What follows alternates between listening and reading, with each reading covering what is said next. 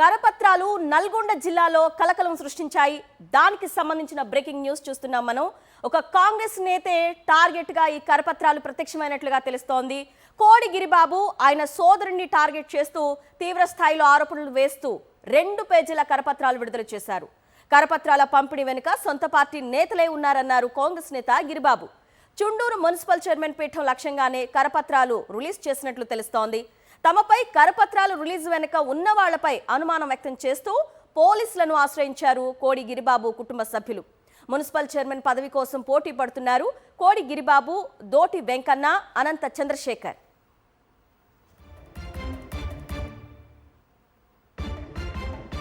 ఇదే అంశానికి సంబంధించిన డీటెయిల్స్ మా ప్రతినిధి అశోక్ అడిగి తెలుసుకుందాం.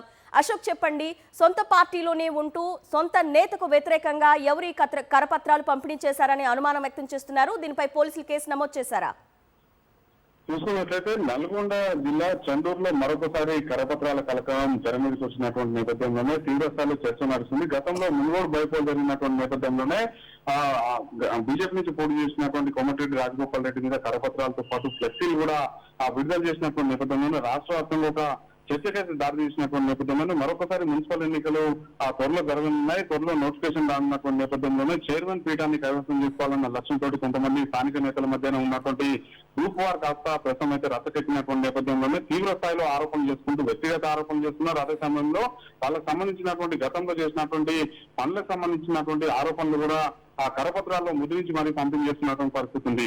చండూరు మున్సిపాలిటీకి సంబంధించి ప్రస్తుతం జనరల్ అయినటువంటి నేపథ్యంలోనే ప్రధానంగా 4 నేతలు మున్సిపల్ చైర్మన్ ని పీఠాన్ని కైవసం చేసుకునేందుకు పాల్గొస్తున్నటువంటి నేపథ్యంలోనే ఒక నేత అంటే కోడి గిరిబాబుకు సంబంధించినటువంటి వ్యక్తి మీద చైర్మన్ పీఠం మీద ప్రధానంగా ఆయన దృష్టి పెట్టినటువంటి నేపథ్యంలోనే చైర్మన్ పీఠం దక్కకుండా చేసేందుకు వైరు వర్గం సంబంధించినటువంటి నేతలు కూడా ఒక కరపత్రాన్ని ముద్రించి ఆ తర్వాత రాత్రి సమయంలో చండూరుతో పాటు ఆ చుట్టుపక్కల ఉన్నటువంటి వార్డులలో కూడా పంపిణీ చేస్తున్నటువంటి నేపథ్యంలోనే కరపత్రాలు ప్రస్తుతం అయితే మన చేతికి దిక్కున్నటువంటి పరిస్థితులు.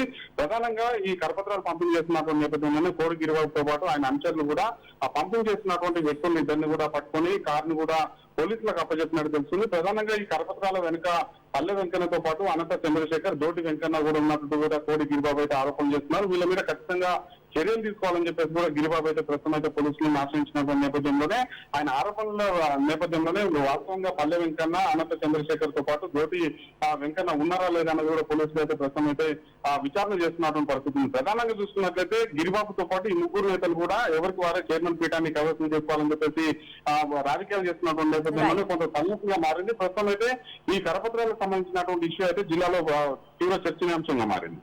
Okay Ashok, thanks for the details.